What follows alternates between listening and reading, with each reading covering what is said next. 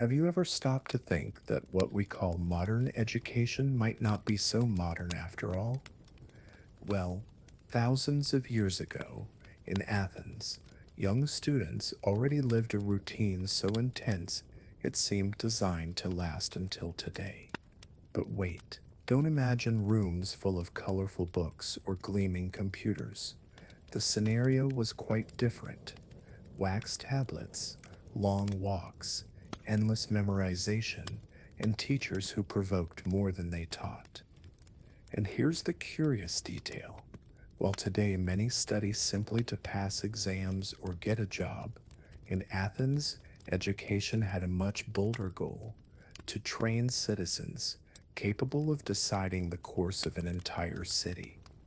Sounds like an exaggeration, but that's precisely what made that system so revolutionary, even with all its limitations.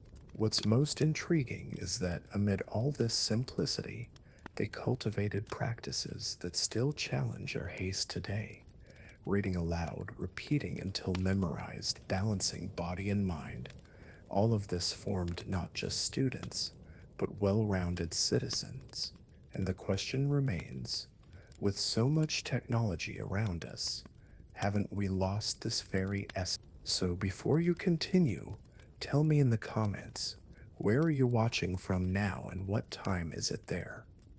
I want to know where in the world this story is reaching you.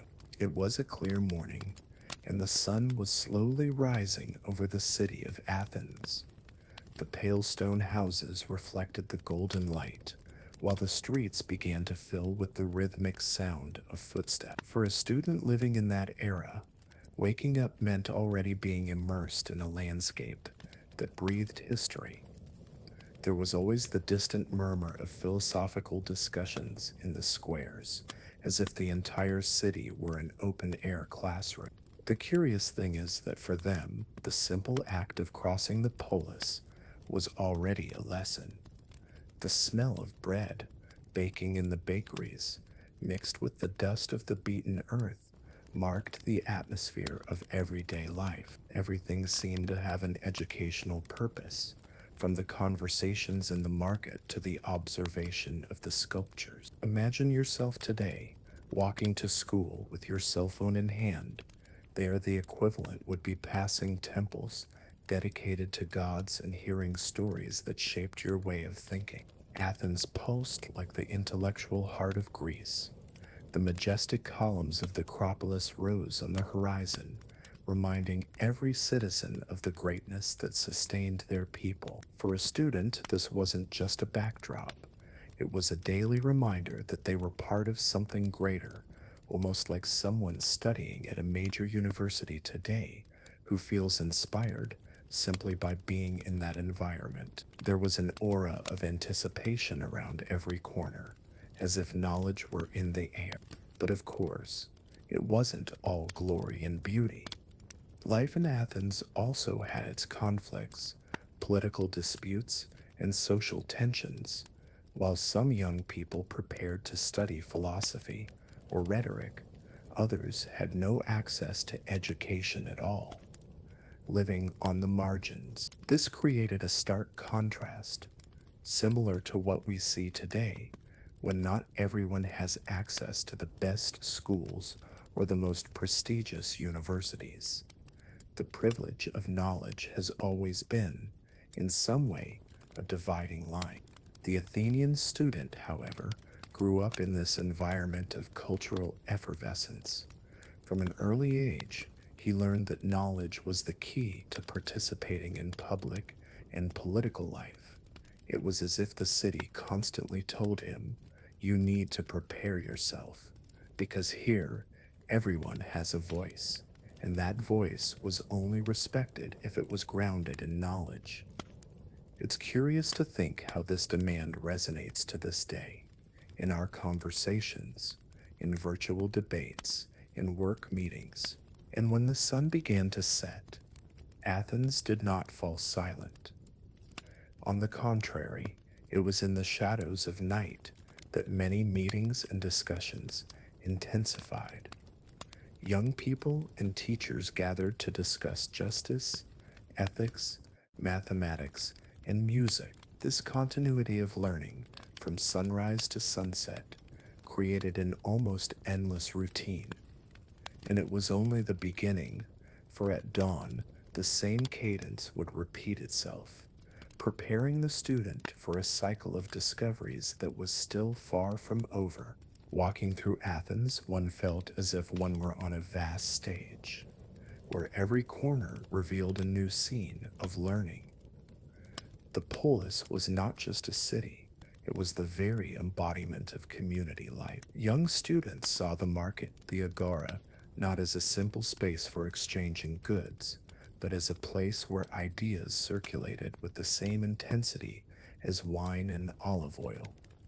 It was there that future leaders were formed, in the blend of commerce and philosophy, and there was always a buzz in the air. Impassioned speeches echoed between the columns, mingling with the scent of spices from the east.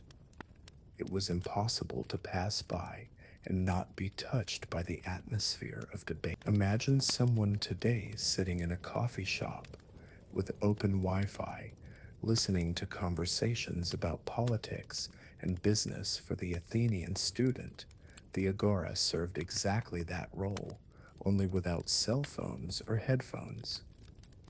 The entire city was the internet of its time, alive, pulsating, but it wasn't just the public square that educated. Theaters, for example, were veritable classrooms in the form of a performance. Tragedies and comedies conveyed values, taught about ethics, justice, and even the excesses of human life. For a young person, watching a play was as formative as reading a classic or watching a good series with a profound message can be today. And between you and me, who hasn't learned something valuable from a film, even without realizing it? What was most fascinating was how each space served an educational function. Gymnasiums served not only to strengthen muscles, but also to prepare minds, as a healthy body was considered an essential part of civic life. Temples, on the other hand, conveyed not only religiosity, but also an inspiring aesthetic. The entire polis was transformed into a giant school, where every stone told a story and every street served as a reminder of a lesson. This centrality of the polis created an almost inevitable experience of immersion in knowledge. Students couldn't disconnect, as knowledge followed them everywhere. If they went to the market, they would learn about public speaking. If they went to the gym, they would absorb discipline. If they went to the theater, they would reflect on morality. It was like living in a perpetual documentary in which each act of the day contained a hidden layer of learning. This shaped attentive, observant, and questioning citizen. And when night fell, the polis didn't turn off its lights. On the contrary, it was common to see groups gathered in heated conversation under the moon, as if the city never rested. This collective restlessness created a rhythm of life in which students were constantly challenged to think, and in this setting, they understood that studying wasn't an isolated activity, but a mechanism that connected them all, preparing them for the challenges that awaited the next day. In classical Athens, education was not a right for everyone. Only the children of free citizens had access to a structured education, and this already highlighted the weight of social distinctions. Athenian students grew up understanding that their birthplace determined their opportunities. Imagine, for example, a young person today born in a neighborhood with excellent schools, while another, in a deprived area, barely has enough teachers. The contrast is not so different. Resident foreigners, called medics, even though they lived within the city, did not fully share the same privileges. They could prosper in commerce, pay taxes, and contribute to urban life. But formal education was limited. It was as if they lived in a parallel world. They participated, but never fully. The Athenian student knew there was an invisible line separating those who could question in the public square from those who merely watched in silence. And then there were the slaves. These, however intelligent, were destined for service, not knowledge. A few had indirect contact with knowledge, especially those who worked for masters or philosophers, but this was the exception, not the rule. It's curious to think that many could have been great thinkers if they had had the opportunity. This exclusion reveals that education was not just a matter of learning, but above all of power. The young man who had access to education, therefore, grew up aware of his privilege. He saw his peers working on the streets, carrying goods, while he went to school to learn music, gymnastics, and rhetoric. This, of course, reinforced his self esteem and also his responsibility. He was prepared to speak in the assembly, to influence decisions, to be heard, and those who didn't study inevitably remained marginalized. As in today's life, those who don't master certain skills often feel excluded from spaces of influence. This scenario reminds us how education has always been a tool of social selection. Athens already knew that knowledge shaped who commanded and who obeyed. That's why, to this day, we insist so strongly on expanding access to education. After all, how many voices have we failed to hear simply because they didn't have the chance to prepare? How many ideas have been kept hidden because they weren't honed in the right environment? Educational exclusion is an ancient echo that continues to resonate. And as he walked the streets of Athens at dusk, the free student knew he carried with him not only books and tablets, but also a future that was reserved for him. Meanwhile, beside him, slaves and medics went about their silent routines as if living another life, far from the possibility of dreaming. This division, so striking, was only the beginning of a path full of contrasts that would continue to shape the experience of studying, reading, and living in Athens. In classical Athens, education wasn't seen simply as a set of subjects to fill the minds of curious young people. It had a greater mission to form citizens capable of participating in public life. Students grew up hearing that knowledge served not only themselves, but the polis. It was as if each lesson were a brick in the construction of a bridge that connected the individual to the community. And, let's face it, it's not so different today. Studying is preparing to have a voice. Athenian students learned early on that their opinions would only carry weight if they were well articulated. It wasn't enough to simply know. They had to speak well, be convincing, and argue. This involved constant practice in public speaking, discussions, and reading aloud. Imagine someone today who studies for years but doesn't know how to defend an idea in a work meeting. Athens already demonstrated that true education goes beyond memorizing content. It shapes posture, courage, and clarity, but the training didn't stop there. The body was also part of the educational process because it was believed that the mind only functioned well when accompanied by physical vigor. The young students spent hours in the gymnasiums, training for running, fighting, and throwing. It was as if the city itself was telling him, to govern, you need to think well, but you also need to stay strong and healthy. A current parallel would be the idea that studying requires not only mental discipline, but also taking care of your health, sleeping well, and eating right. Music, in turn, also played an essential role. It was seen as a way to harmonize the soul, soften excesses, and train sensitivity. Young people who learned to play the lyre or flute weren't just having fun. They were shaping character, acquiring emotional balance. Think of someone today who learns to play the guitar to relax, or who listens to good music to concentrate.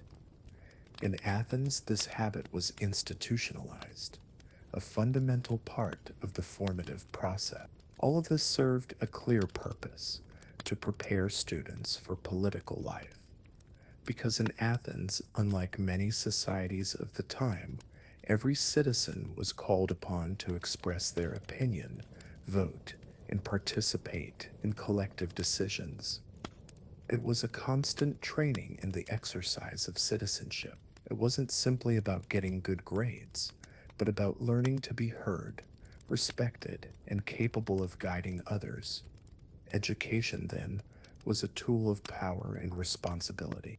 And when night fell, when the young man returned home, he carried with him not only the weariness of his exercises and the echo of his lessons, but also the knowledge that he was shaping himself to be more than an individual. He was becoming part of the machinery that kept Athens alive. Little did he know that the next day, other disciplines and experiences would further reinforce this collective ideal, broadening his vision of what it meant to be a true citizen. The awakening to education in Athens began early, around the age of 7. Until then, the child lived surrounded by family care, playing in the dirt streets, and observing the hustle and bustle of the polis. But at this point in life, the boy ceased to be just a son and became an apprentice. It was like a silent rite of passage, marked by the first day of school, when uncertain footsteps echoed through the alleys toward a new route. This moment was lived with a mixture of anxiety and pride. For the parents, seeing their son walk with a wax tablet under his arm was a sign of a promising future. To the boy, however, everything sounded strange. The teachers' voices, the repetitive sound of reading aloud, the cold touch of the stylus scratching the wax. Imagine a child today entering a classroom for the first time, with the smell of new pencils and the nervous silence of his classmates. The feeling was the same, only in a different time. The school didn't have rows of desks or colorful chalkboards. It was a simple space, often a makeshift classroom. There, children learned the basics: letters, numbers, songs. Repetition was constant, as if each word needed to be engraved, not only in the mind, but also in the body. There was discipline, but there was also wonder, the discovery that symbols could tell stories and that sounds could transform into melodies. This beginning shaped the way children saw the world. Children understood that learning wasn't just for themselves, but also for their future public speaking, discussing laws, and expressing opinions in public meetings. It's like when we teach children to read today, not just to decipher a book, but so that they can one day interpret contracts, news, and even hidden manipulations in speeches. From an early age, Athens taught that knowledge was survival. Interestingly, even at such a young age, the boys were already aware of social differences. While some went to school, others of the same age remained in manual labor, helping in the market or in the fields. That early school life already made it clear that the future would not be the same for everyone.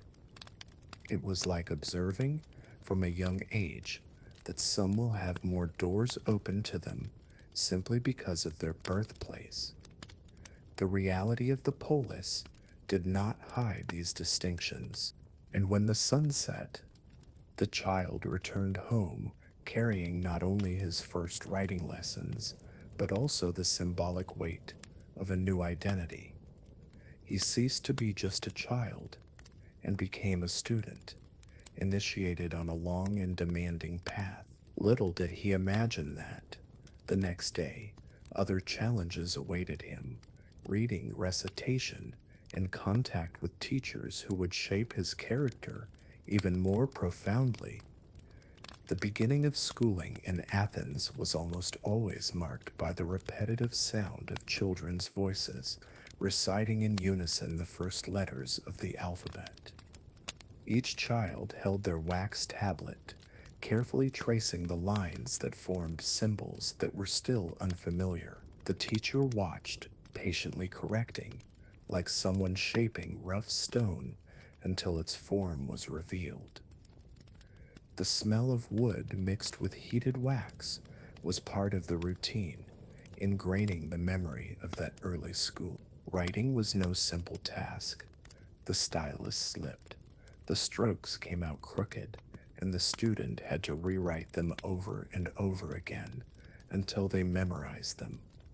It was like how we practice calligraphy on the lined paper of childhood, repeating the same handwriting until it came out uniform. The Athenian student understood from an early age that discipline was inseparable from learning. There were no shortcuts, only slow, constant repetition transformed scribbles into words. Reading also followed this patient path. First, isolated letters, then syllables, finally, complete words. There was no silent reading. Everything was spoken aloud, in an almost musical rhythm. This created a curious atmosphere in which the entire school seemed like a choir, a collection of children's voices echoing phrases from Homer or maxims of wisdom. To many, it might sound monotonous, but it was precisely this cadence that engraved knowledge and memory. Calculus, in turn, was learned with stones and rudimentary abacuses. Boys would line up pebbles on boards, adding and subtracting with slow, almost ritualistic movements. It was a tangible form of mathematics, unlike the abstraction we perform today on paper or computers. Imagine counting coins by hand, separating them into small piles. That's how they understood the concept of numbers. Concrete, simple, yet profoundly effective. These practices were not merely mechanical exercises, but the foundation of all future knowledge. Young people who mastered letters and numbers acquired a powerful tool for navigating the world. It was like gaining keys that unlocked invisible doors, access to history, laws, commerce, and even political discussions. Those who didn't learn were limited to what others said. Those who read and wrote could question, interpret, and argue. And at the end of the day, when he closed his tablet and wiped away the wax marks, the student felt as if he were deciphering a riddle. Each letter learned was a step forward, each solved account a small triumph, and what seemed simple, in essence, was merely preparation for even more demanding stages, in which memory and discipline would be tested in much more intense ways. In ancient Athens, learning wasn't just about copying symbols onto a wax tablet. The real challenge lay in memorizing and reciting, as if knowledge needed to live within the mind and the mouth simultaneously. Students were trained to repeat verses, laws, and maxims until they sounded natural, almost like a second skin. It was common to hear boys chanting passages from Homer in a measured rhythm, transforming poetry into living memory. Recitation was almost a daily spectacle. There weren't books for every student, nor text readily available on every street corner. Therefore, the voice was the primary vehicle for wisdom. Imagine today a teacher asking you to memorize an entire chapter of a book and recite it in front of the class. Sounds demanding, doesn't it? In Athens, this practice was daily, and not just as an exercise. It was the very way to ensure that knowledge wouldn't be lost over time. Memory, therefore, was considered a virtue. A good citizen was not only one who knew how to think, but also one who could recall, at the right moment, a verse, a law, an example of courage. It was like carrying an internal library, always available. And let's face it, even today, When someone quotes a memorable passage from memory, they automatically gain authority and respect within the group. In Athens, this was practically a requirement. This process also trained discipline and patience.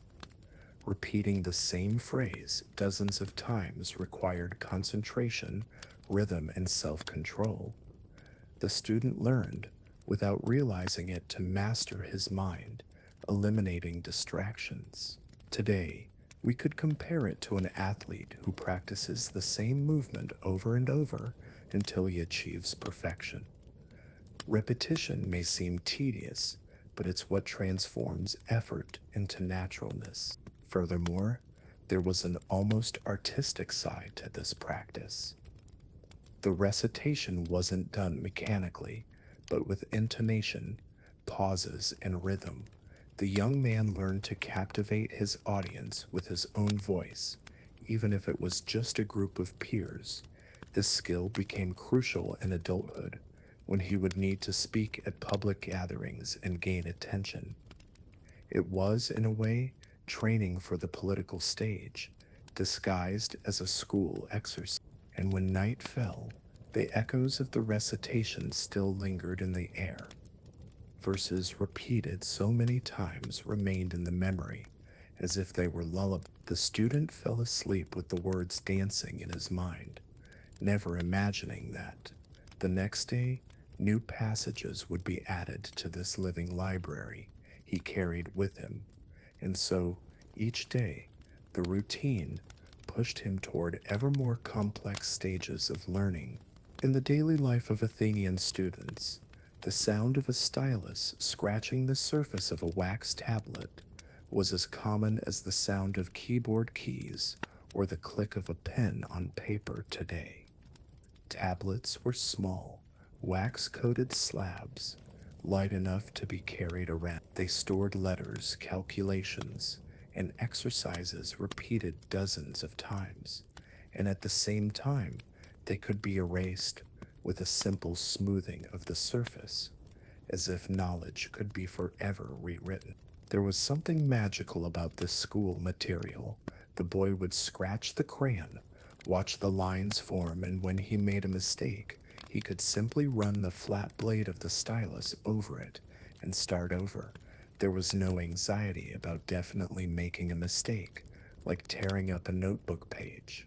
It was almost therapeutic, like erasing and starting over on a cell phone screen. The process taught him that learning also involved failing, correcting, and trying again without carrying so much weight from the initial failure.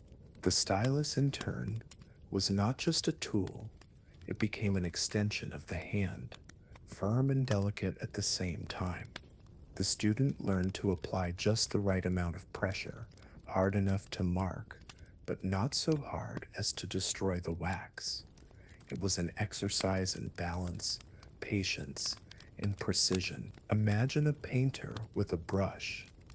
Every movement requires care, because the gesture reveals both skill and temperament.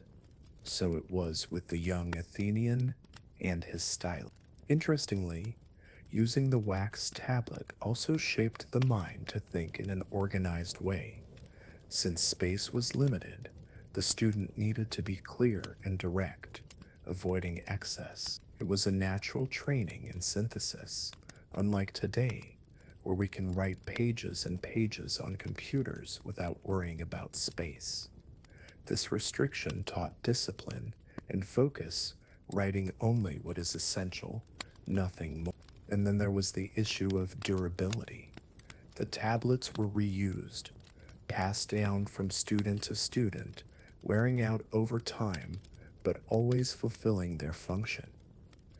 This created a sense of continuity, almost as if each new entry were a conversation with the past. Today, when we open an old notebook and see notes from years ago, we feel the same, a dialogue between what we once were and what we are becoming. When the student closed his board at the end of the day, he took not only completed exercises, but also the feeling of having left marks, albeit erasable ones. With each scratch and restart, He learned that knowledge was malleable, that nothing was completely fixed. And the silent lesson, hidden in the simple act of scratching the wax, would become increasingly important as the challenges of academic life became more complex. The Athenian student rarely walked to school alone. At his side, almost like a silent shadow, was the pedagogue.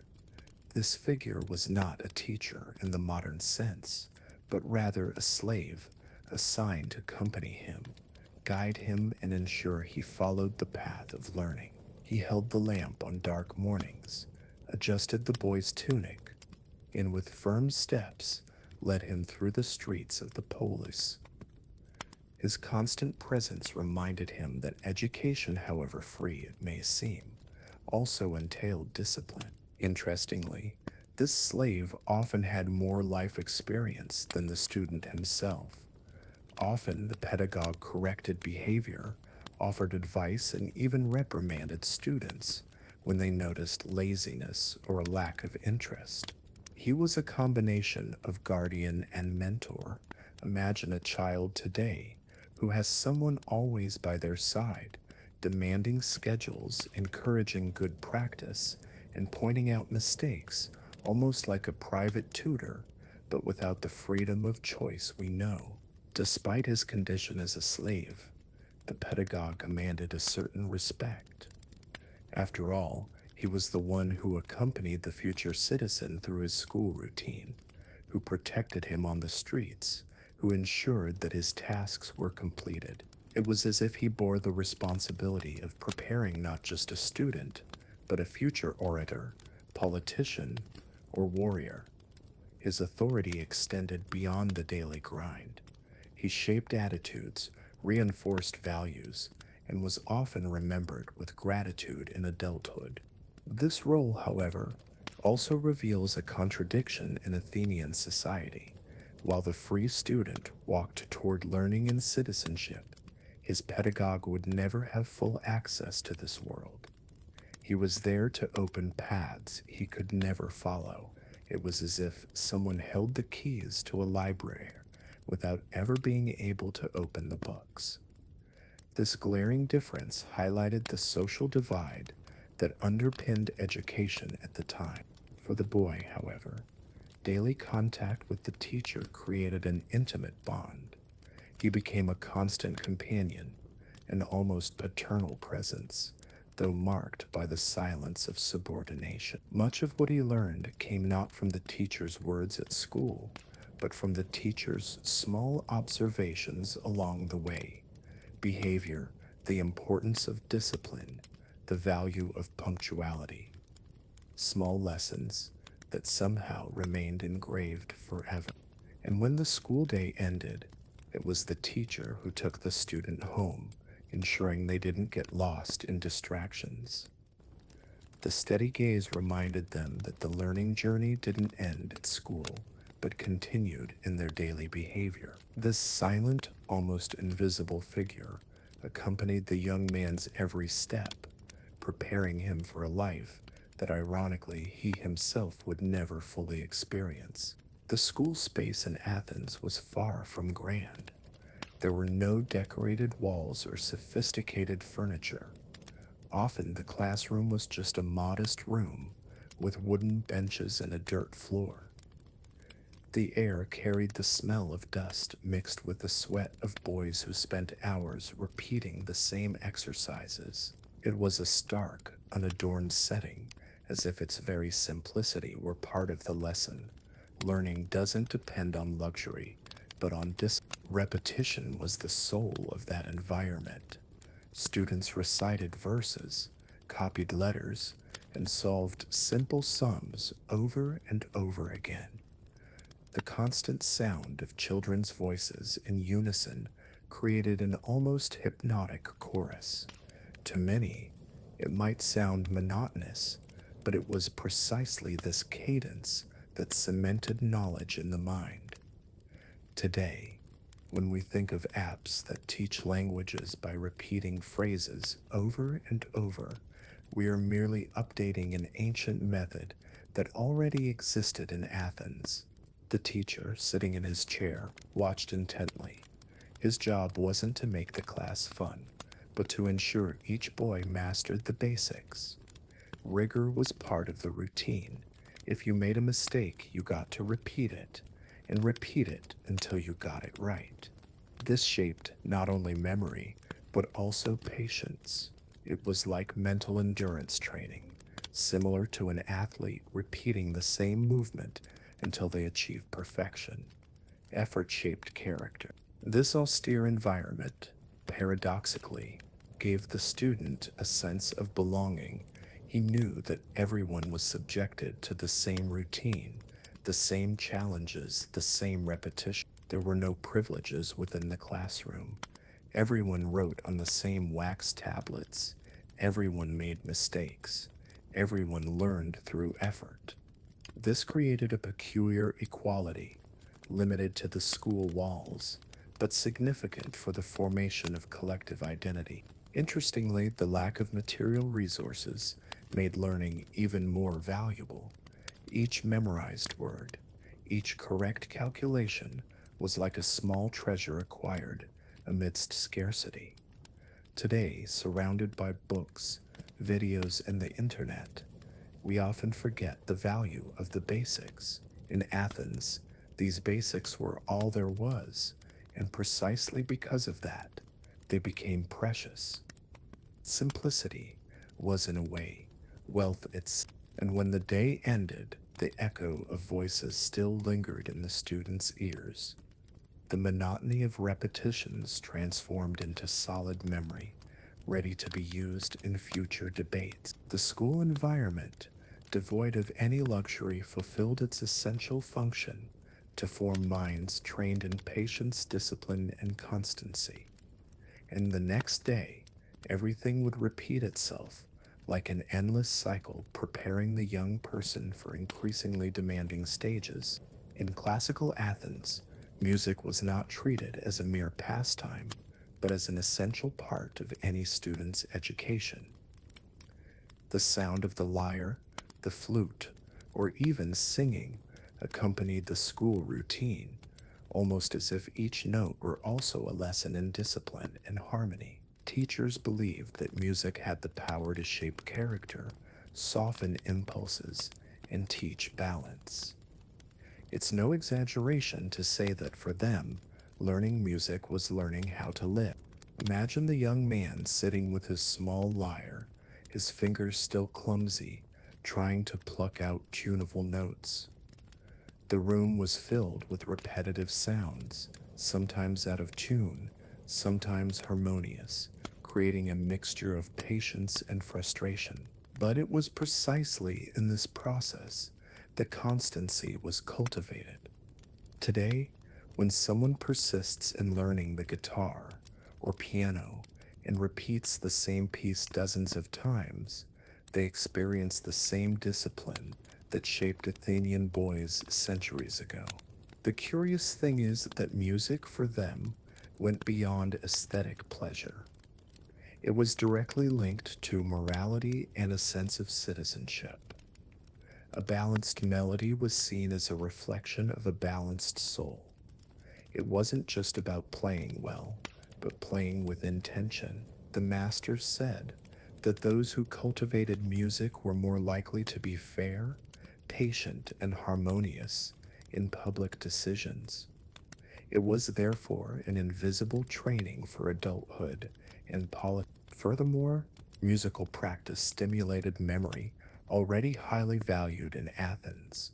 Memorizing sung verses, keeping the rhythm of a melody, and reproducing it as a group created cohesion among students. It was common to see young people singing songs in chorus, their voices mingling in the air, as if the city itself breathed knowledge in the form of sound. This habit transformed learning into a collective experience, combining discipline, emotion, and conviviality. Today, we may not see music as having the same civic function, but we still recognize its formative power. Those who learn to play an instrument develop patience, creativity, and sensitivity. Those who sing in a choir discover the value of community. In Athens, these aspects were so clear that no one questioned the importance of music in the curriculum. It was as essential as learning to write or count. After all, forming well rounded citizens required a tuned body, mind, and soul. And at dusk, when the sounds of the city faded, it was common for the echo of a melody learned during the day to still linger in the student's mind. He would fall asleep to the sound of his own notes, as if musical learning had lulled him to sleep. The next day, new exercises awaited him, and music, once again, would serve as a bridge to harmonize his academic life with the public life that would soon follow. Early in the morning, it was not uncommon to see young people walking toward the gymnasiums of Athens. The space was spacious and open, often surrounded by columns and training areas. There, students learned not letters or numbers, but the language of the body. Running, throwing, wrestling, and repetitive exercises shaped muscles and also temperaments. It was believed that without physical discipline, the mind could not fully flourish. Physical exertion was, therefore, part of the daily lesson.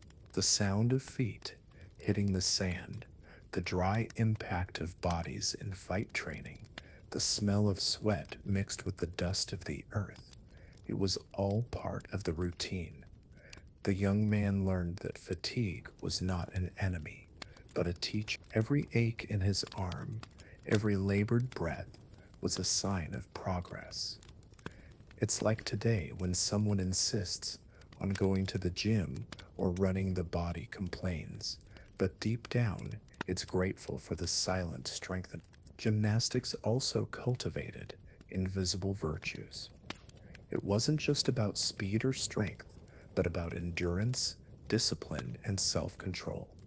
By repeating exhausting exercises, students learn to endure discomfort and deal with limits. This physical preparation had a direct parallel with public life.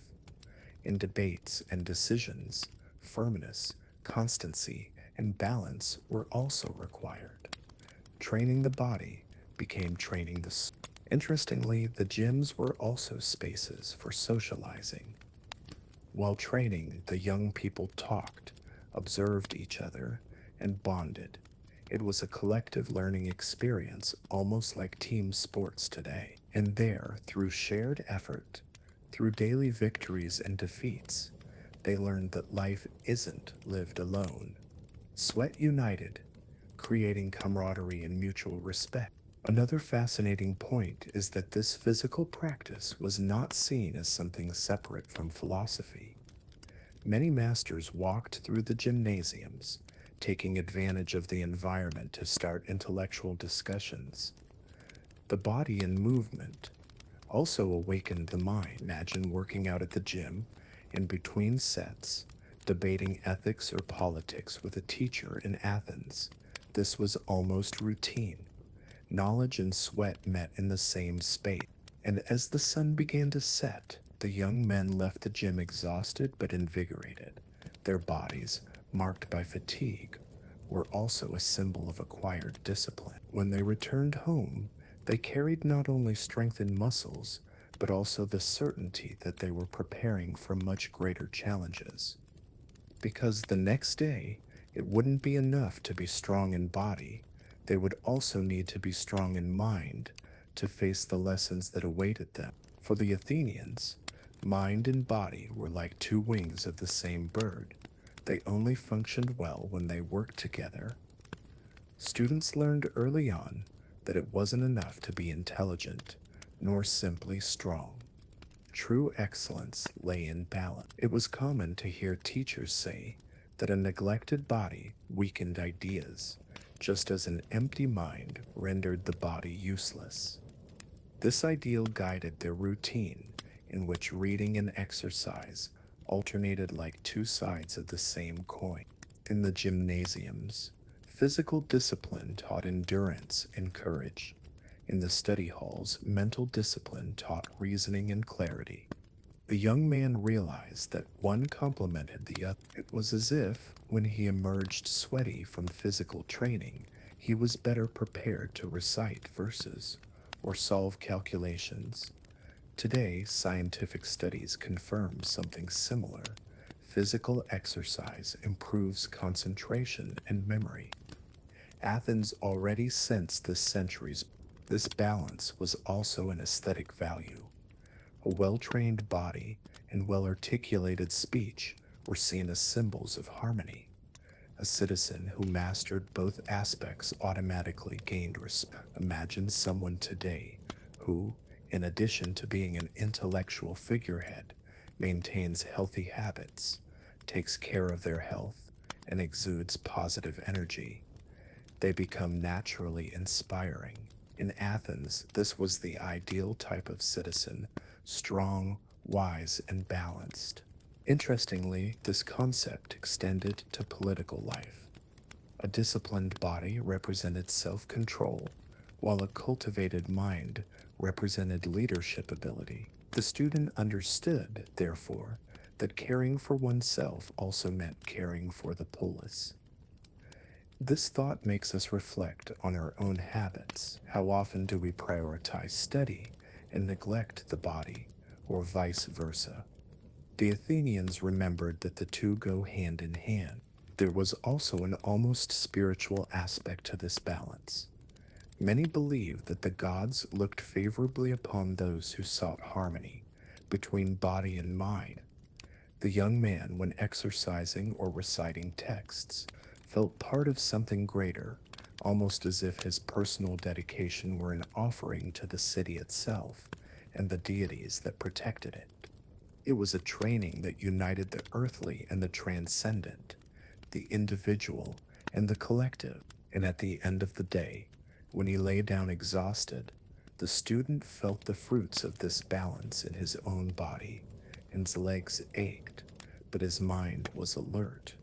His heart pounded, but his ideas flowed clearly. He fell asleep, feeling as if he had moved a little closer to the Athenian ideal of excellence, never imagining that the next day would bring new challenges to keep this relentless pursuit of harmony alive.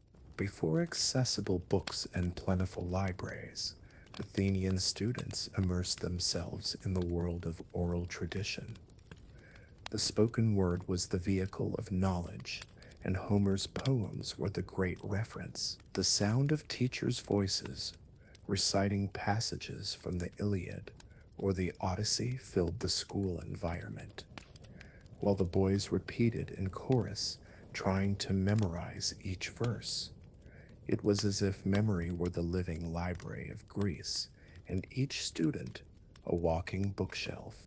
These poems weren't just entertaining stories. They imparted values, teaching courage, loyalty, honor, and even prudence. Students grew up hearing about the cunning of Odysseus, the strength of Achilles, and the dilemmas of warriors and gods. These narratives shaped their character, showing that life was made of difficult choices. Today, when someone reads or watches inspiring stories, they feel the same impact. They learn lessons without realizing they're being educated. Orality also brought a special musicality. Rhymes, rhythm, and cadence helped to fix the verses in the mind. It was as if poetry had been tailor made for the human memory. Imagine trying to memorize a random shopping list. Now imagine a catchy song that sticks in your head. The difference lies in the rhythm. Athens masterfully used this logic to teach through oral tradition.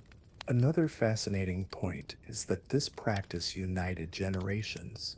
The masters taught the young people the same verses they themselves had learned as children. It was a legacy passed down by word of mouth, preserving cultural identity. The student felt part of a chain that connected past, present, and future. It was like when a grandmother tells old stories to her granddaughter, and that granddaughter years later repeats the same stories to her children. The word takes root. The daily repetition of these poems allowed the student to internalize not only the verses, but the Greek worldview itself. He learned to value courage in battle, to respect the gods, to seek glory, but also to recognize human frailty. These stories were not neutral, they shaped mindsets, and let's face it, popular culture still does the same today, whether through films, music, or series that influence our ways of thinking. And when night fell, the young man would quietly recite to himself passages he had already memorized. The words echoed like mantras, lulling him to sleep and nourishing his dreams with images of heroes, battles, and sea voyages. He fell asleep carrying with him Homer's legacy, unaware that the next day new verses would continue to weave their way into his memory and prepare his mind for the lessons to come. At some point in their school life, Athenian students stopped focusing solely on letters and numbers and began to embrace philosophy. It was like stepping through a door into a new world. Suddenly, they were no longer simply memorizing verses, but were being instigated to question what is justice? What is truth? What is the meaning of community life? These questions echoed in the courtyards and gymnasiums posed by teachers who would become eternal. Contact with renowned philosophers was almost a magical privilege. Imagine standing in a square and listening to Socrates debating, Plato writing, Aristotle explaining concepts. The student felt like he was in the presence of giants. Often these conversations were unplanned, but happened in the midst of everyday life. Walking through Athens was like having a living, breathing library. Every corner could bring a new idea that would change your way of thinking. Philosophy wasn't just theory, but practical life. The teacher didn't just say think, but lived by what he taught. The student saw a hidden lesson in the philosopher's posture, tone of voice, and even in his silences. It was like when we admire someone today, not just for what they say, but for what they do. This coherence reinforced the power of the words, transforming the lessons into tangible examples of wisdom. The most interesting thing is that the teachers didn't provide ready-made answers. On the contrary, they provoked with questions. Socrates, for example, made his students perceive the contradictions in their own thoughts. It was a training in humility and reasoning. The student learned that knowledge wasn't about accumulating information, but about questioning without fear. This attitude, even today, is the essence of true learning, not accepting shallow truths, but investigating until clarity is found. Contact with these figures also shaped dreams. Many young people aspired to become philosophers, writers, and counselors to the polis.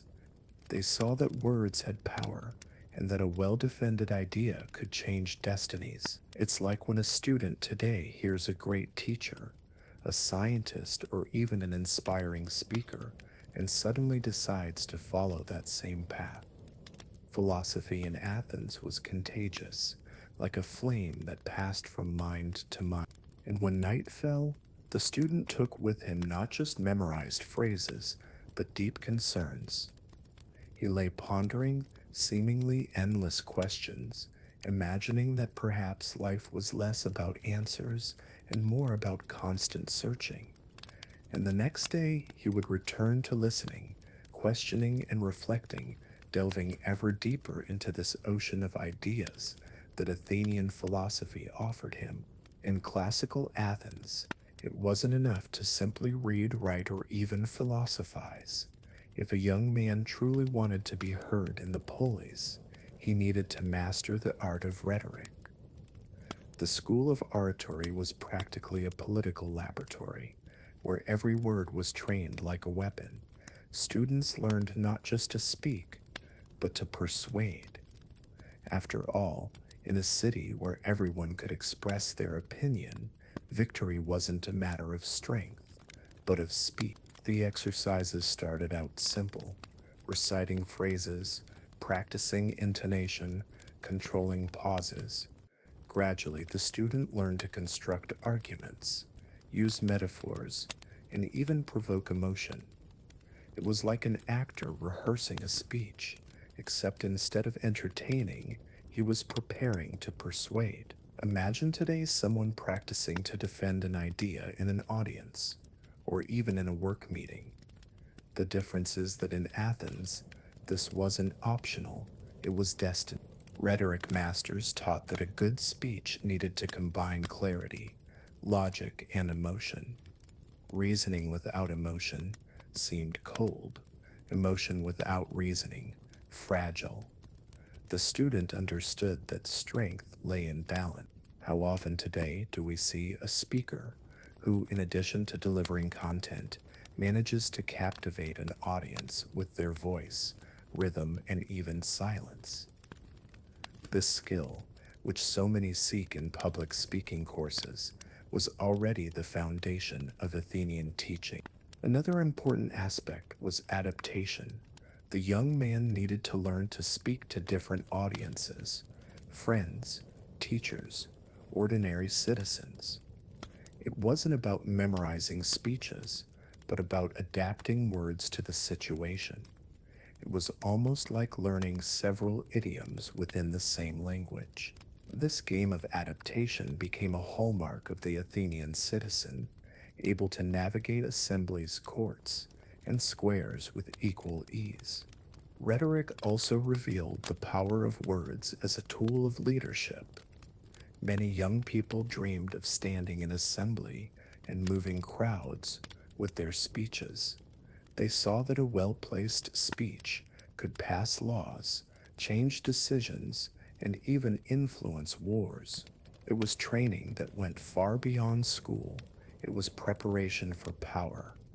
Today, it's enough to remember how contemporary leaders win or lose support through the impact of their speeches. Athens understood this game centuries ago, and when night fell, the student would repeat to himself phrases he'd rehearsed during the day. He adjusted intonation, thought of better examples, tested new metaphors. He fell asleep like someone preparing for an invisible stage, knowing he would soon have to perform. And the next day, he would resume his training, because rhetoric wasn't just a skill, it was the ticket to being heard, respected, and remembered in the polis. In Athenian school life, mathematics occupied an essential place. Students not only dealt with simple calculations, but also the first concepts of geometry.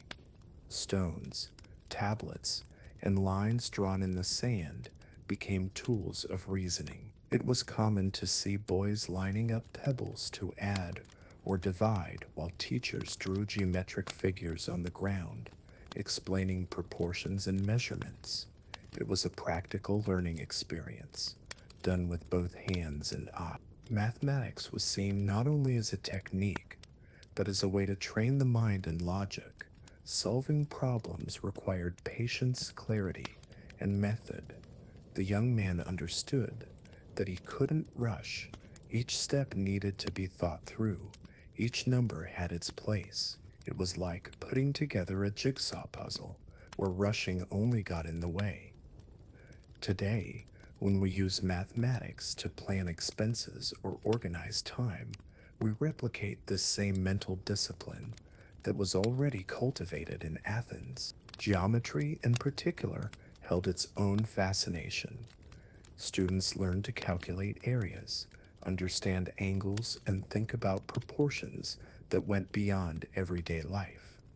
These lessons were applied to construction, commerce, and even art. Imagine, for example, someone observing the Parthenon and realizing that its beauty lies in the balance of proportions. This eye was trained from an early age, fostering a mathematical sensitivity that united logic and aesthetic.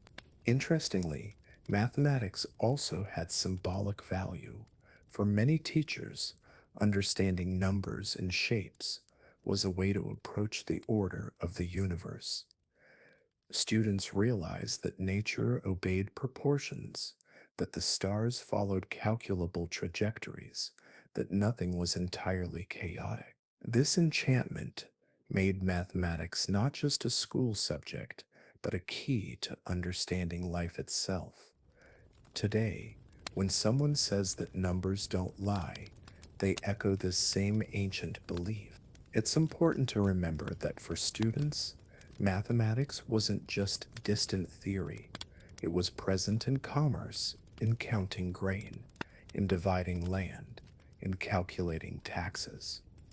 Each lesson had an immediate impact on reality. It was as if the classroom extended to the market and the town squares, demonstrating that knowledge only made sense when applied. This connection to everyday life reinforced the value of learning. And when night fell, the student might find himself drawing imaginary circles in the air, mentally repeating calculations, or trying to remember proportions taught by the master. His mind, trained in numbers, remained active even in silence. He fell asleep with the feeling that each problem solved was a victory, and that the next day would bring new challenges to decipher the invisible order that sustained the polis and the cosmos itself. In classical Athens, books were not as they are today, accessible on any bookstore shelf or with a click of a screen. Knowledge was stored in fragile and expensive papyrus scrolls, copied by hand by scribes. Few students had direct contact with these materials. It was common for teachers to possess a few copies, and young people could only listen to them read aloud without ever holding the scroll in their hands. Knowledge thus circulated like a rare treasure. These scrolls required extreme care. Any student who chanced to see them would notice their peculiar smell, a mixture of plant fibers and age. The dry sound of the papyrus as it was unrolled marked the solemnity of the moment. There were no free scribbles or personal notes, only the silent reverence of someone who knew they were before something precious. It was like handling a relic. Today, we can compare the sensation of opening an ancient book from a historic library, feeling the weight of centuries on its pages. Limited access also shaped the way people learned. Since there weren't enough copies for everyone, oral instruction remained the primary method. Students memorized what they heard, recited it in groups, and committed the content to memory. It was as if each student were a guardian of part of the knowledge, responsible for keeping it alive. This practice transformed the act of studying into a collective experience, unlike the isolation that often characterizes individual reading today. This limitation, however, increased the symbolic value of the book. Those who mastered reading and had access to papyrus scrolls were viewed with respect, almost as initiates into a sacred mystery. The student, realizing this distinction, understood that knowledge was not only a learning experience, but also a privilege. It was a constant reminder that without effort and dedication, they would never come close to these treasures hidden in the hands of masters and philosophers. Interestingly, this scenario makes us reflect on our own time. We live surrounded by books, articles, videos, and information, and often we don't give them the value they deserve. In Athens, every written word was an achievement, the result of painstaking work in copying and preservation. Students therefore learned not to waste anything that was transmitted to them. Each passage heard was treated as gold that needed to be stored in memory. And when night fell, the young man might have dreamed of having a scroll of papyrus all his own. He imagined what it would be like to be able to unroll those strips, read and reread verses without depending on another. But upon waking, he returned to the reality of reality, where memory was still his greatest book.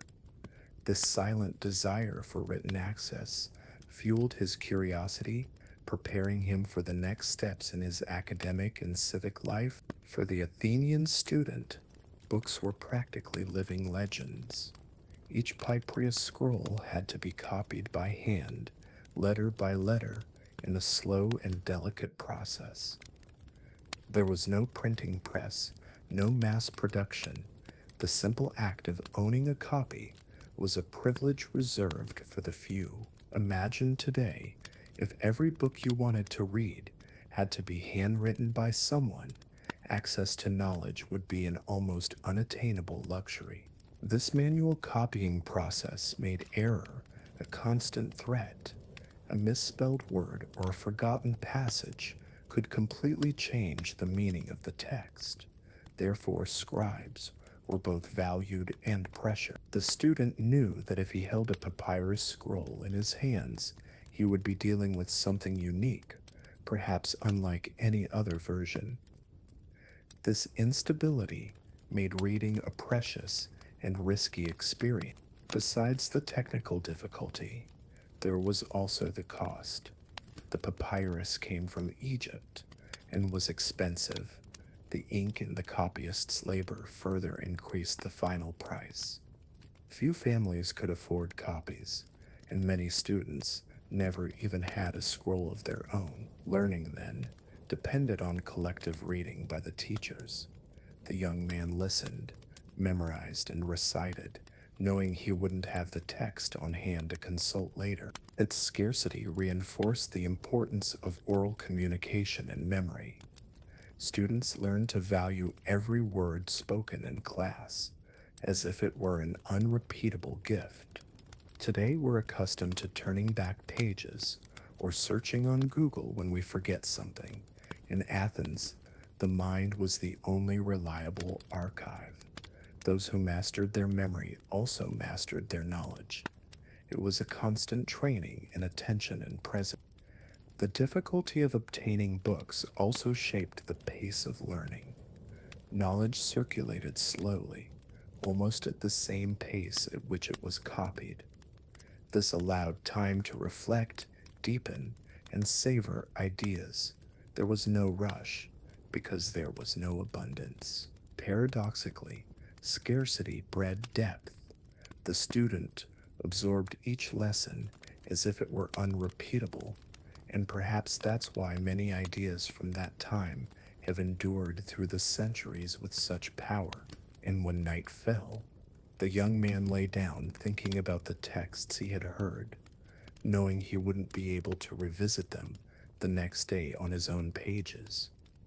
The desire to have his own books remained a distant dream.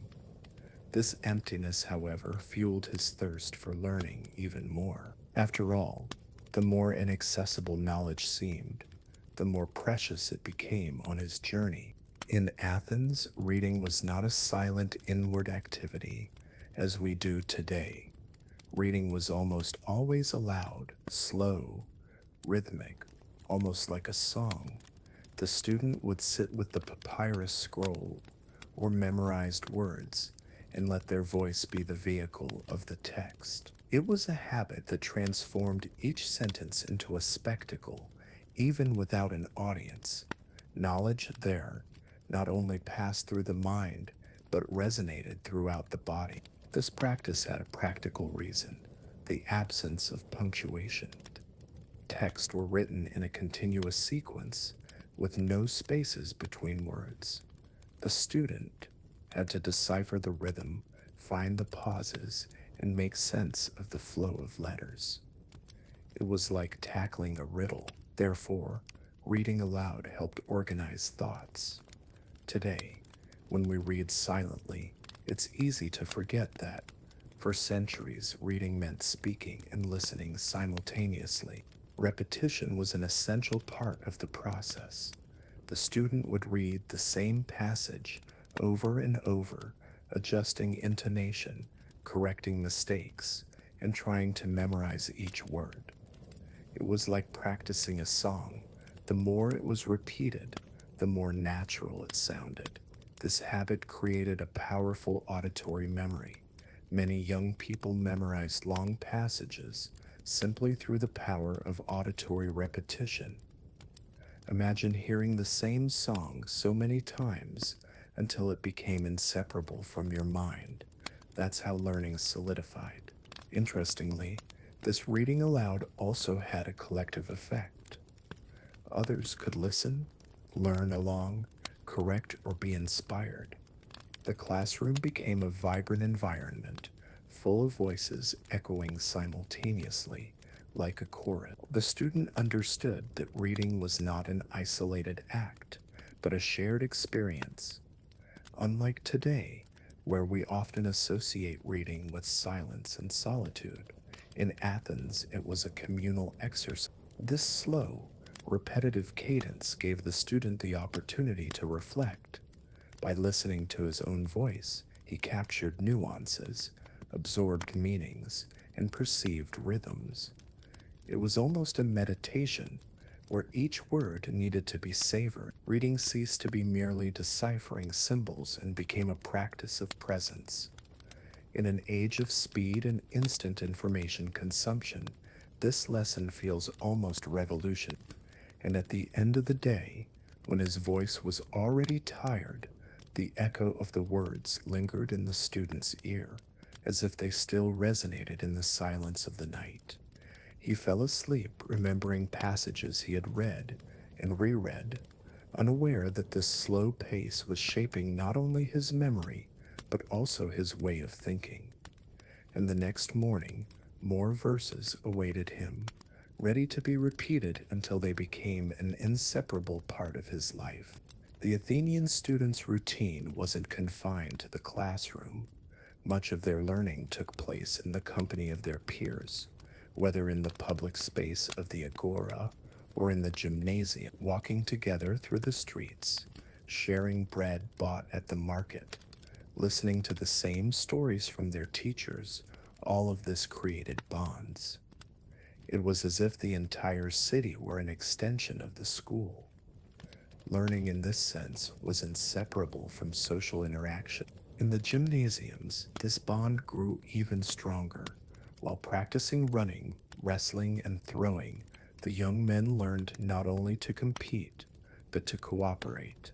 There was laughter, teasing, and even character building rivalries. The smell of sweat, mixed with the dust of the sand, was the daily backdrop for these interactions, where students discovered that the other could be both adversary and partner. It was there that lasting friendships were born, tempered by physical exertion. In the agora, social interaction took a different form. Between merchant stalls and public speeches, young people gathered to discuss what they had learned. Students realized that listening to the teacher wasn't enough. They also needed to share their own ideas. This exchange between peers brought lessons to life, transforming theory into practice. Today, we can think of study groups, university cafes, or even hallway conversations, spaces where knowledge circulates easily and naturally. Daily contact with peers also taught students about differences. Each person had their own way of learning, their own family, their own habits. Observing this, the student understood that the polis was made of diversity. There was the merchant's son, the artisan's son, the politician's son. This mix created rich experiences that went beyond the school curriculum. It was a constant reminder that learning to live in society was as important as memorizing verses or solving arithmetic. Another striking aspect was the sense of belonging. The young man didn't feel isolated in his journey, but rather part of a growing group. Victories were celebrated together, difficulties were shared, and even the teacher's reprimands had a collective effect. This created a common identity, as if everyone were soldiers in the same army. armed with words, ideas, and discipline. This camaraderie gave them the strength to face the challenges of the school routine.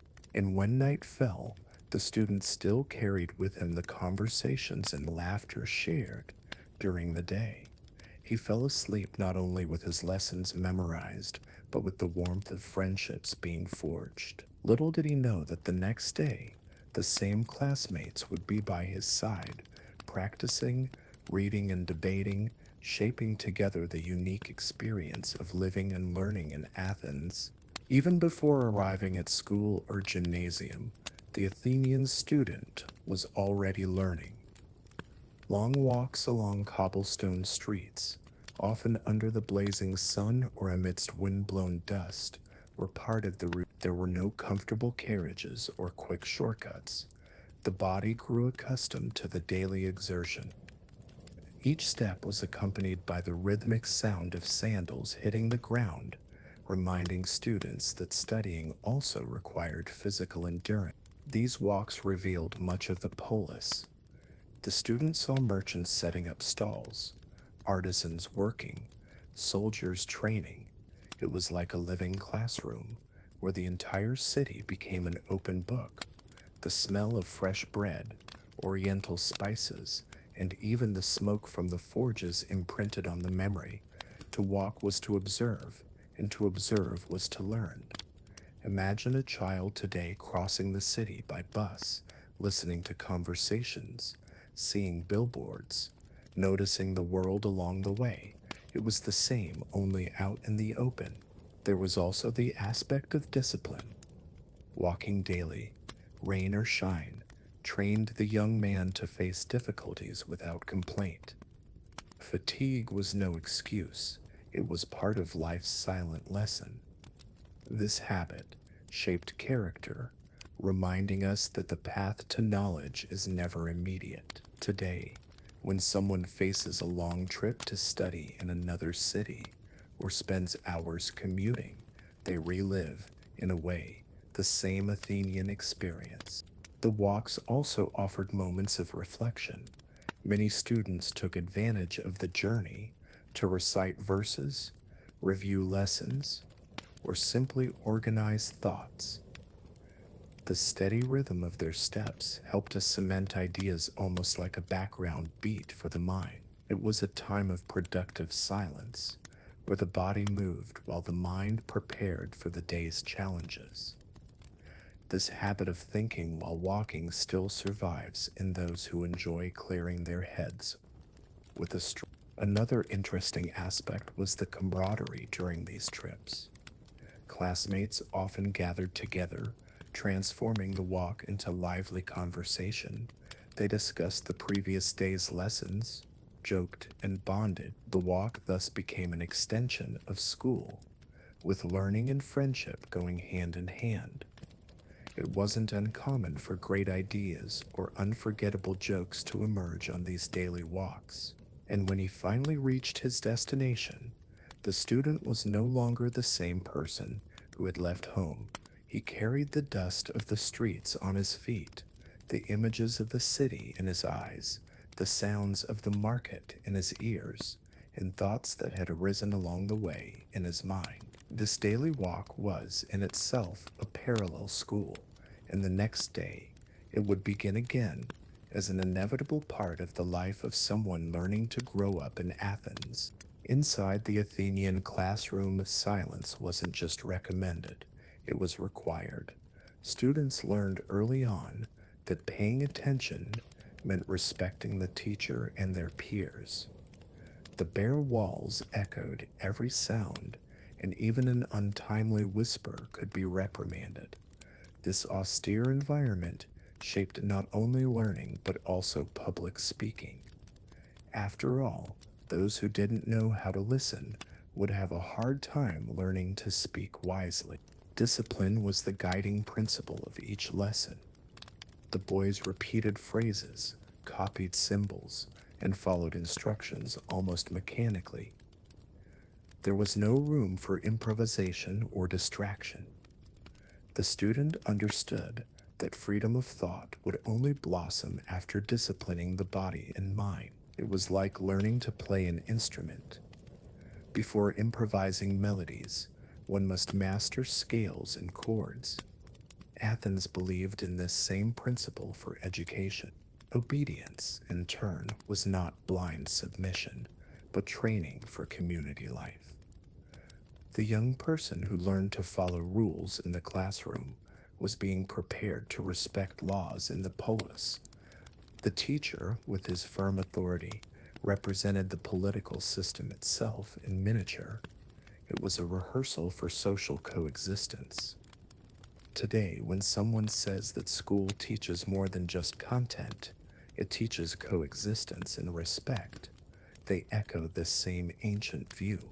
This silent environment also had a meditative side. The student, focused on his tasks, immersed himself in the slow rhythm of repetition. Each stroke on the wax tablet required full attention. The silence allowed the mind to organize itself, the words to sink in. It was a practice of focus that in some ways resembled the concentration exercises we today associate with meditation or mindfulness. Athens cultivated this without naming it. Of course, not all the boys accepted the discipline easily. Some tried to escape, whisper, or laugh in secret. But they were soon reminded of the importance of order, whether by the teacher's stern gaze or the intervention of the pedagogue. The school's very structure reinforced that studying was a duty, not just a choice.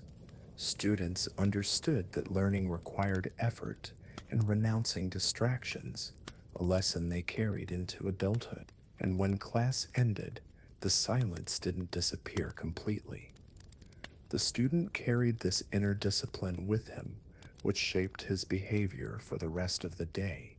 He walked more attentively, thought before speaking, reflected before acting. This silent training was, in fact, preparation for the noisy and intense debates that awaited him in public life. And the next day would bring new opportunities to practice this transformative obedience. In classical Athens, education was not the same for everyone. While boys were sent to schools and gymnasiums and taught subjects ranging from writing to philosophy, girls lived a different reality. Their education took place at home, under the guidance of their mothers and older women in the family. While boys learned to speak in public, girls learned to spin, sew, and manage the household. The polis made clear, from an early age, the expected roles of each gender. The boy student grew up with the expectation of becoming an active citizen, capable of participating in assemblies and political life. The girl, however, even when she possessed intelligence and curiosity, did not have access to the same educational structure. Her space was private, restricted to the home environment. It's as if, in the same city, there existed two parallel worlds, that of male public voices and that of female silent tasks. Still, some girls from wealthier families received basic instruction in reading and music, but this was the exception. The rule was that their education was geared toward preparing for marriage and household management. While their brothers studied verses from Homer, the girls learned recipes, childcare, and weaving techniques. This difference created an inequality that would shape not only their childhood, but their entire adult life. The contrast becomes even clearer when we consider the opportunities. The boy had teachers, peers, debates, and even philosophers as references. The girl, on the other hand, learned by silently observing her mother. Her knowledge was practical, useful, but limited. There was no room for great philosophical reflections or rhetorical exercises. It was as if the city was saying, "You have value, but your value lies within the home," a message that echoed in every daily gesture. This scenario makes us reflect on the advances in education. Today, boys and girls share the same classroom, the same books, and the same opportunities to dream. But in Athens, this reality seemed distant. Students grew up aware of their privilege, while their sisters, often equally capable, remained invisible in the field of learning. This inequality was not only social, but also cultural, reinforced by centuries of tradition. And at the end of the day, when he returned home, the boy carried his schoolwork, while the girl, the same age, carried the woolen needle. Both were learning, but in different worlds, with destinies already mapped out by the city. This division marked the rhythm of Athenian life and paved the way for future debates about who should truly have a voice in the polis. In classical Athens, studying was not just an individual privilege, it was preparation for service to the polis. From an early age, students understood that their education had a clear purpose to become a well rounded citizen. Every reading lesson, every physical training session, every oratory exercise pointed to a single destination: active participation in public life.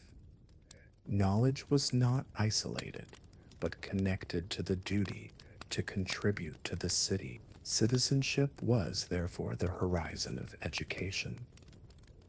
The boy who learned to recite verses or calculate measurements knew that one day he would need to raise his voice in the assembly, defend a law, propose an idea. It was as if each exercise were a rehearsal for the political stage. Unlike what we see today, when many study only to earn a diploma or a job, in Athens, study had a collective goal greater than personal interest. This ideal was reflected in even the simplest disciplines. Music trained sensitivity, useful for making balanced decisions. Gymnastics strengthened the body, preparing it to defend the polis in case of war. Rhetoric, in turn, shaped leaders capable of convincing crowds. Nothing was random. Everything served the formation of the citizen. Students grew up with the awareness that they were studying not just for themselves but for everyone. Citizenship also carried a sense of privilege. Only free men could exercise this role, and this instilled in students both pride and responsibility.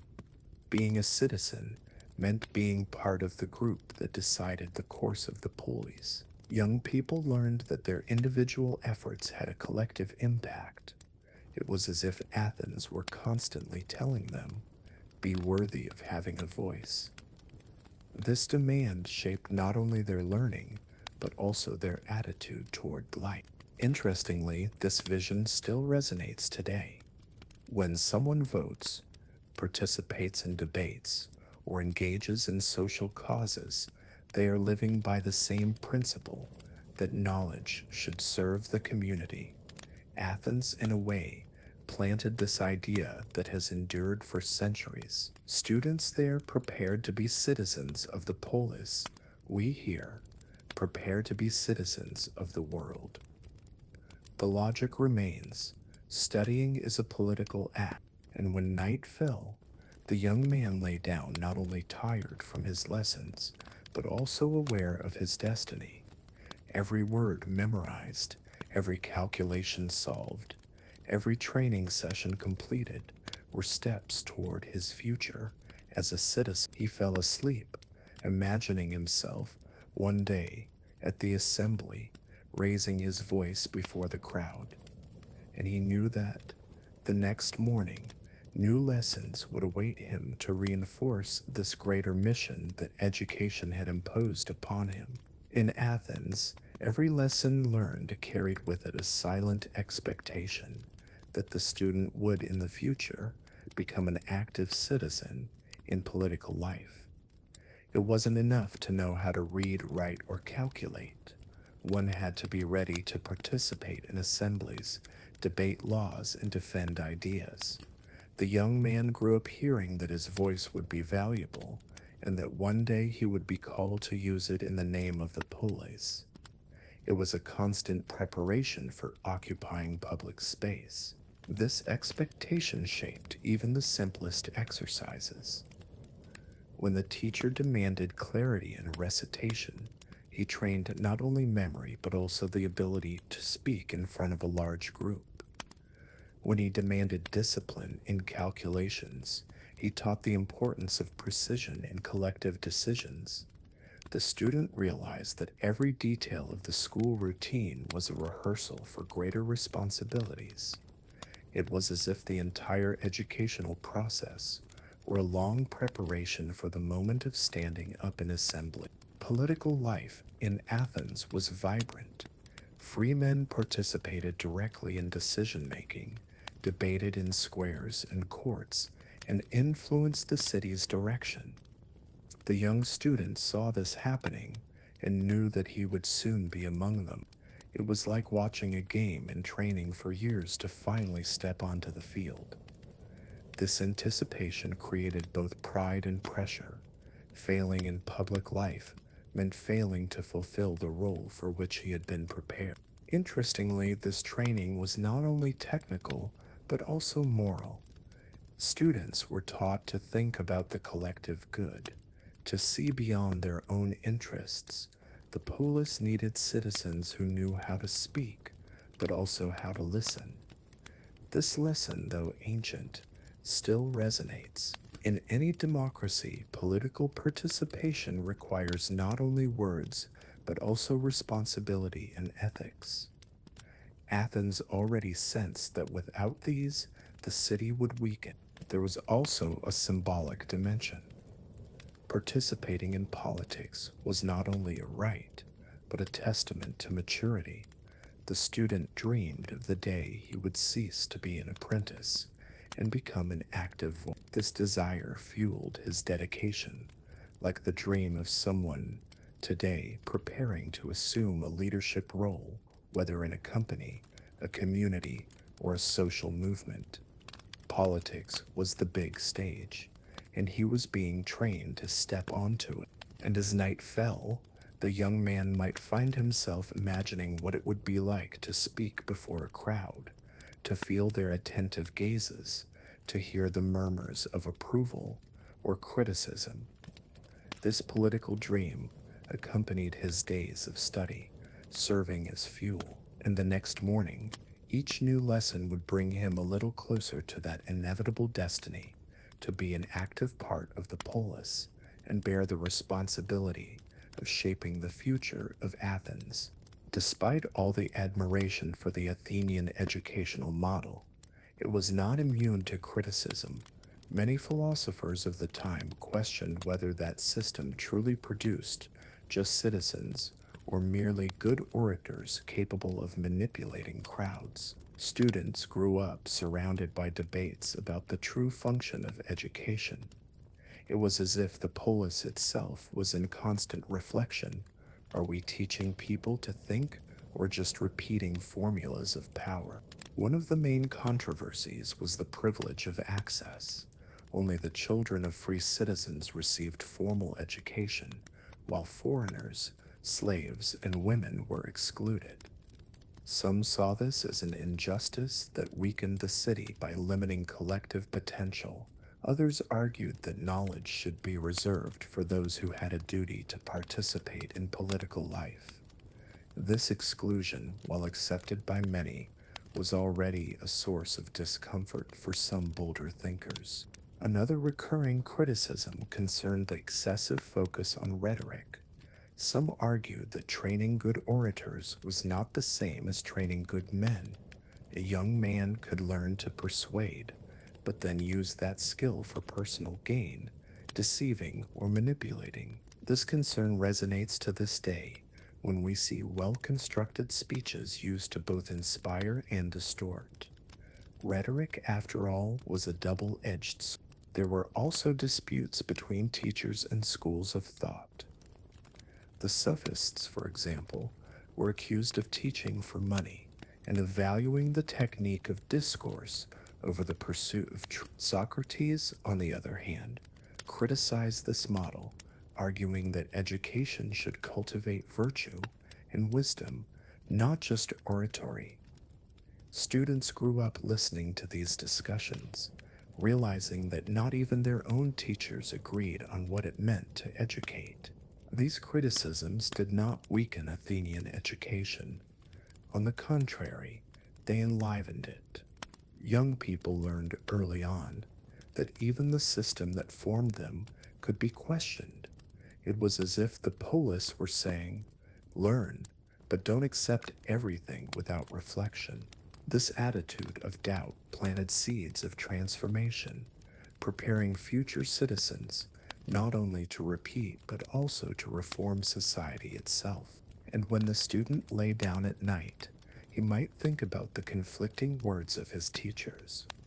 Some advocated strict discipline, others preached freedom of thought. Some valued rhetoric, others philosophy. He fell asleep amid contradictions, never imagining that these questions would be part of an even deeper learning process that would continue to unfold in the following days. Among the teachers who circulated in Athens, the sophists played a prominent and controversial role. They were traveling teachers, known for teaching the art of persuasion in exchange for payment. For many young men, it was a unique opportunity to learn from experienced men how to construct arguments, organize speeches, and win over audiences. Students who attended the sophists' lessons felt prepared to face assemblies and courts, where their words had decisive power. The sophists believed that truth was not absolute, but relative. The important thing was not so much discovering what was right, but being able to skillfully defend any point of view. The young learned to use examples, metaphors, and comparisons, always with the intention of convincing. It was like training for a game in which the goal was not just to play well, but to win, regardless of the rules. This attitude made them fascinating to some and dangerous to others. The impact on the student was enormous. Many discovered talents they never imagined they had, realizing they could move audiences with just well chosen words. It was like finding a key that opened invisible. The young man realized that with rhetoric, he could champion causes, win allies, and even turn rivals into attentive listeners. This fascination with persuasion made sophistry a kind of shortcut to political success. However, not everyone viewed this favorably. Philosophers like Socrates criticized the sophists for teaching how to win debates without regard for the truth. They believed this created vain and manipulative citizens, and when night fell, the student might silently rehearse the arguments he had learned during the day. He would repeat phrases, adjust examples, imagine invisible audiences reacting to his speech. He would fall asleep with the feeling that he was mastering a powerful art, never imagining that the next day, new teachers and critics would make this learning seem even more challenging. The Athenian student grew up knowing that his experience was different from that of other young Greeks, especially those in Sparta. In Athens, education was geared toward forming citizens active in political and cultural life. In Sparta, toward training disciplined and obedient warriors. While in Athens, the sound of flutes and recitations filled the air. In Sparta, what echoed were training cries and the clash of spears against shields. Two opposing worlds within the same Greece. In the Athenian polis, students learned to speak in public, play instruments, and discuss philosophy. In Sparta, boys were removed from their families at the age of 7 and placed in rigorous training camps. There, they endured hunger, cold, and exhaustion, learning to endure pain and obey without question. The Athenian student heard stories of this system and noticed the contrast. While he practiced words, the Spartan practiced blows. It was the difference between the power of the voice and the power of the sword. This contrast reflected two worldviews. Athens believed that a strong polis was one with educated citizens, capable of arguing and making collective decisions. Sparta, in turn, believed that survival depended on military strength and absolute discipline. The Athenian student knew that one day he would stand before an assembly to vote on laws. The Spartan knew that sooner or later he would find himself on the battlefield. Destiny was set from childhood. Despite their differences, there was also a certain mutual admiration. Athenians respected Spartan bravery, while Spartans saw Athens as a center of intellectual sophistication. The Athenian student, upon hearing about Spartan rigidity, might have reflected on his own privileges, being able to learn music, literature, and philosophy rather than endure physical punishment. But he also understood that, in times of war, it was precisely the Spartans who became Greece's shield. This contrast was part of Greek identity. Every time Athens celebrated its freedom of thought, it was reminded of Sparta's rigidity. And every time Sparta marched with its military discipline, it was reminded of the Athenians' eloquence. The student grew up amid this silent dialogue between two cities that, despite their differences, complemented each other in some way. It was as if Greece had two souls, that of reason and that of strength. And when night fell in Athens, the young man would fall asleep, lulled by the sound of the lyre or the repetition of memorized verses. Perhaps he would think, for a moment, of his contemporaries in Sparta, lying on the hard ground, preparing for the next grueling training session. Two paths, two futures, two ways of understanding what it meant to educate. And the next day, the routine in Athens would continue, further reinforcing this unique identity.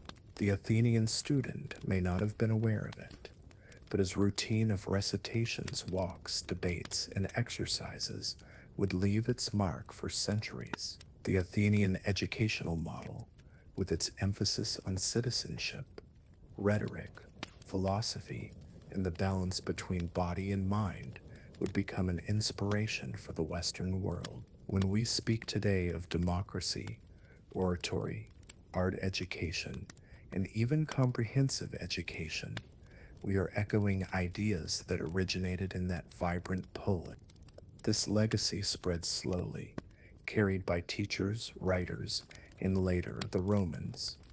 Many modern schools still reflect Athenian principles: the importance of debate, the training of argumentation, the appreciation of the body alongside the mind. Even the notion that education should prepare for community life is a direct legacy of Athens.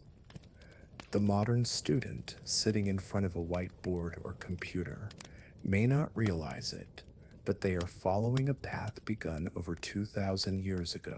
Interestingly, this legacy was transmitted not only through books, but also through cultural example.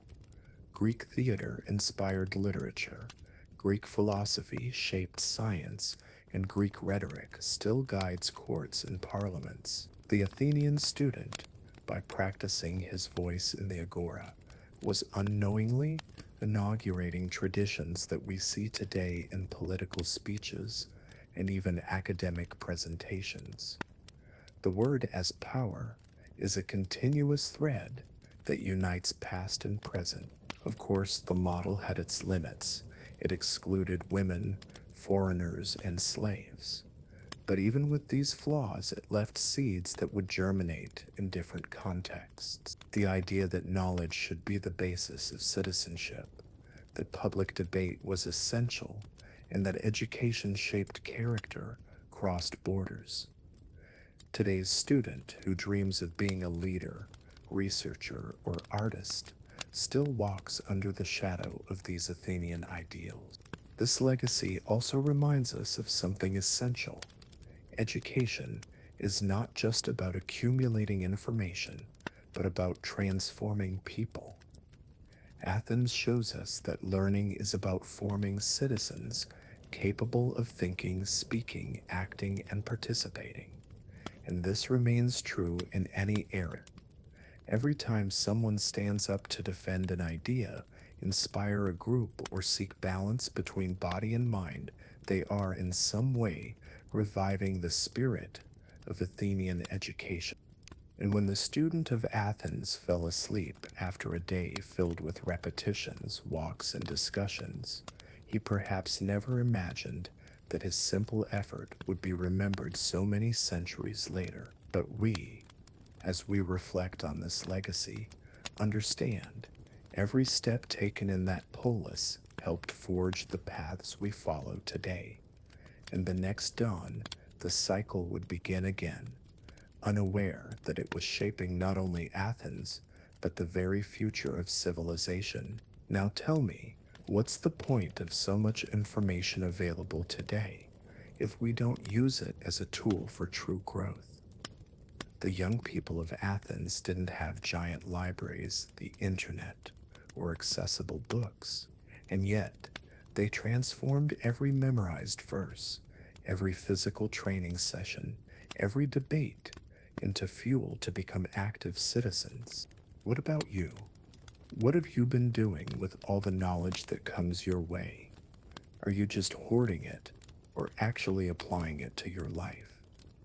Isn't it time to stop procrastinating and start building your own version of excellence, balancing mind, body, and action? Think about it and comment below which of these Athenian practices surprised you the most. I want to know which one you would try to apply in your daily life. And of course, don't forget, subscribe to the channel, turn on notifications, and stay with me on this journey. We still have many ancient stories full of hidden lessons that can transform the way you view education, life, and even the future.